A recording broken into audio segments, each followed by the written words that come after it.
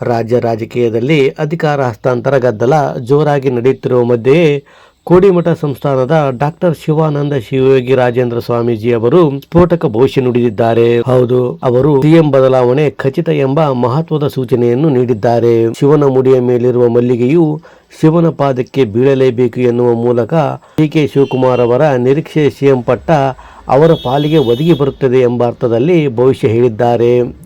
ನಾಯಕತ್ವದ ಗೊಂದಲ ಗುದ್ದಾಟ ಎಲ್ಲವೂ ಮಕರ ಸಂಕ್ರಾಂತಿ ಬಳಿಕ ಬಗೆಹರಿಯಲಿದೆ ಎಂದಿದ್ದಾರೆ. ನಾನು ಶಾಸ್ತ್ರ ಹೇಳುವವನಲ್ಲ, ಶಾಸ್ತ್ರಕಾರನಲ್ಲ, ಮುಂದೆ ನಡೆಯುವ ವಿಚಾರಗಳನ್ನು ತಿಳಿಸುವ ಶಕ್ತಿಯನ್ನು ಹೊಂದಿದ್ದೇನೆ ಅಂತ ಅವರು ಹೇಳಿದ್ದಾರೆ.